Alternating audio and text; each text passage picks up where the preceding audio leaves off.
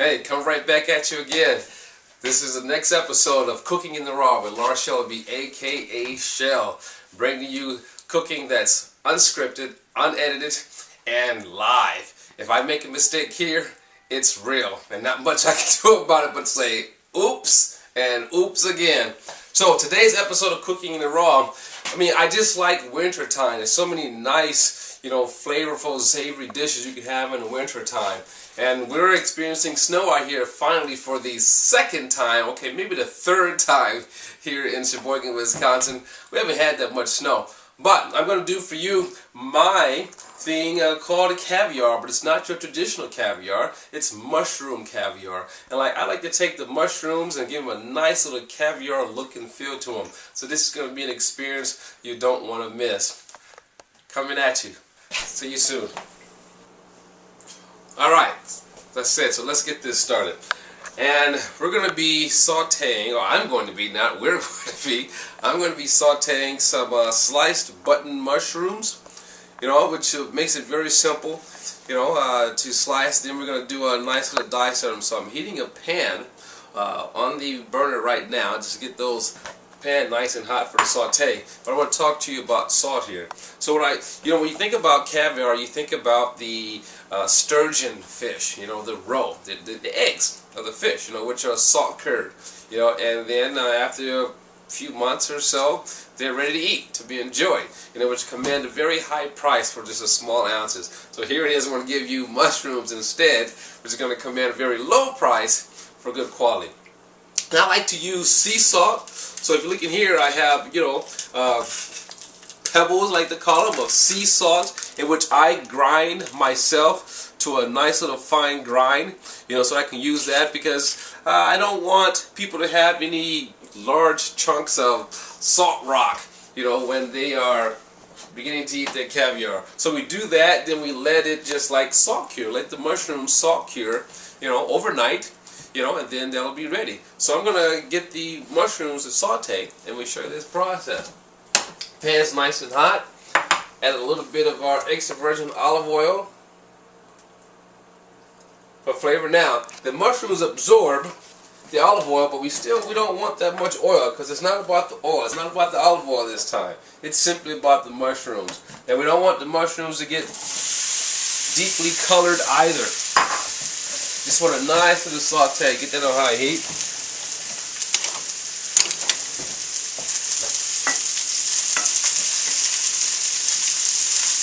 And we're going to let these saute a bit, and let's see how they're going to make that transition to be our nice little sauteed mushrooms for caviar.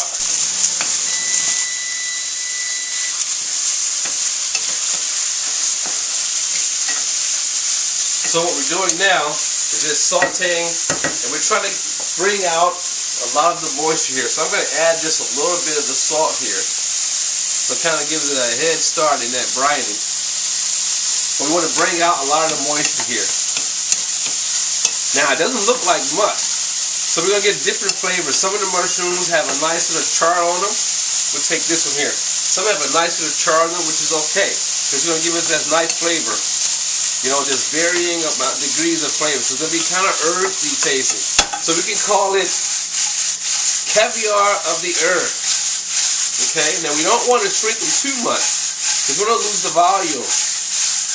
Give those a nice toss.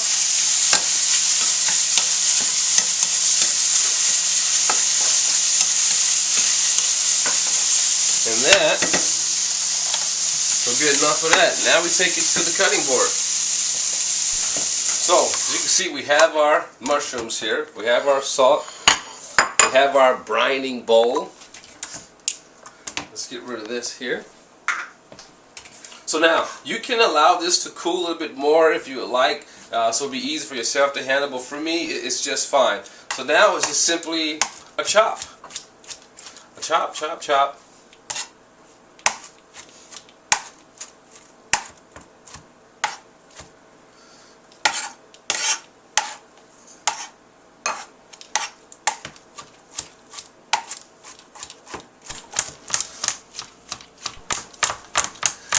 Chop, chop, chop. Still chopping. Almost there. So, as you can see, a nice, uniform, fine chop. Now, of course, you could have used a food processor, which would have been fine. You just have to make sure that you don't process it too much that it turns into a paste. I like to do it with a knife because I can have more control of what I'm doing. Nice, neat stack here. Now, I didn't add any salt to it yet, but if I already added the salt while I was chopping, then you could just put this together in a nice little mold or form, and it's ready to serve. Transfer it to a plate and it's ready to serve. But in this case, I still have to salt this. It's going to my bowl so that I can salt it. But it also makes it easy to transport when you put it in a nice little mold. Now you can also process this beforehand, in which case this is before you saute it. But again, be careful that you don't overcook it, over saute it to evaporate a lot of the moisture. Alright, so now I'm going to add my salt here for brining. Salt is pretty much to taste.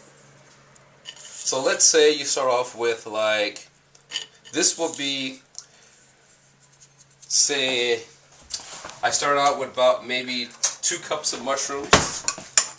So I'm adding like a teaspoon of salt to it, even though I'm going by the pinch. Now, because it's caviar, we must make sure this gets nice and salty, but not offensively salty. Okay?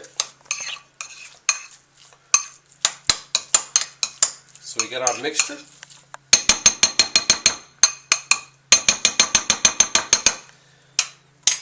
And there you have it. Covered in plastic wrap. Stick it in the refrigerator. Let it sit overnight or brine overnight. And that's the Earth's Caviar. Not the same price as your traditional sturgeon or fish egg caviar, but just as good. Earth's Caviar with button mushrooms. See you next time on Cooking in the Raw, when we show you, or I will show you, cooking from beginning to end, unedited, unscripted. See you next time. Bye.